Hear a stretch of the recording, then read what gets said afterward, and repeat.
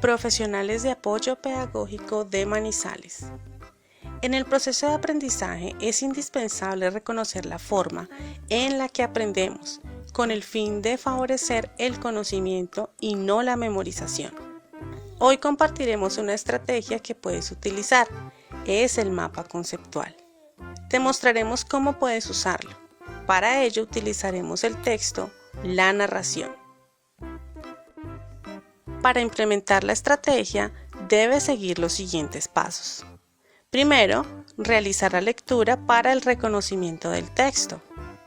Segundo, subrayar o resaltar las ideas que consideres importantes. Tercero, iniciar a rayar y desarrollar tu organizador gráfico.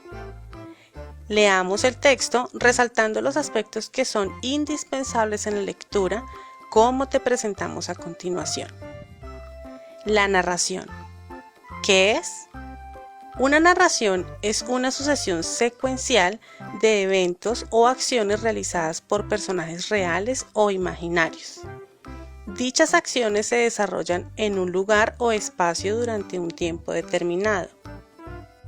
La narración es contada por alguien de una manera específica.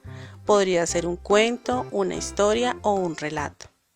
Las narraciones han acompañado al ser humano desde los tiempos más antiguos hasta el presente, de modos formales como en la literatura o informales como en las conversaciones cotidianas. Existen varios tipos de narración. Las narraciones pueden ser de distinto tipo, dependiendo de su contenido o de sus intenciones. Una posible clasificación es la siguiente. Narración oral, aquella que se lleva a cabo a través del lenguaje hablado y que está marcada por el modo de habla del individuo, por la cotidianidad, etc. Narración escrita, aquella que es anotada mediante algún tipo de lenguaje reconocible y que puede ser leída mucho después de su escritura, generalmente en ausencia de su autor. Son duraderas en el tiempo y para ello requieren de un soporte físico. En toda narración aparecen algunos o todos de los siguientes elementos. Narrador, la voz y el punto de vista desde donde se cuenta la historia y que puede estar o no involucrado en los eventos que narra. Personajes, aquellos actores involucrados directa o indirectamente en el relato contado, ocupando distintos roles en él. Protagonista, en quien se centra el relato. Antagonista, quien se opone al protagonista. Acompañante, quienes acompañan al protagonista. Y en distintos niveles de importancia, personajes principales, aquellos sin los cuales no habría relato. Y personajes secundarios, personajes accidentales o de acompañamiento. Lugar. Todo relato ocurre en un sitio, ya sea real o imaginario, y los eventos pueden tener mayor o menor nivel de interacción en el escenario en donde ocurren. Tiempo. Todo relato involucra una cantidad de tiempo de duración total del relato, tiempo de la narración, así como una cantidad de tiempo transcurrida entre los eventos que narra, tiempo del relato.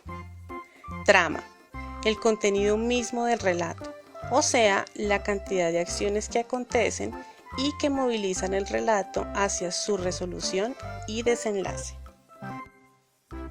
Estructura de una narración. Los personajes son conducidos a una o varias situaciones de complejidad. Narrar significa contar una serie de eventos de un modo ordenado, lógico y secuencial, que construya una unidad total cuando se acerque a su fin, y que tenga sentido de la causalidad y de la verosimilitud, o sea, que sea creíble y tenga sentido. En ese sentido, su estructura involucra tradicionalmente 3 pasos. Inicio o presentación. Es la situación inicial, el punto de comienzo del relato, en el que se nos presentan a los personajes y se nos detalla su situación al dar comienzo a la trama. Medio o complicación. Los personajes son conducidos a una o varias situaciones problemáticas que amenazan la satisfacción de sus deseos. Final o desenlace. Parte final en que los conflictos se resuelven de una manera u otra, para bien o para mal de los personajes. Ahora vamos a utilizar las partes resaltadas para elaborar un mapa conceptual. Puedes usar diferentes formas, colores y te mostramos un ejemplo.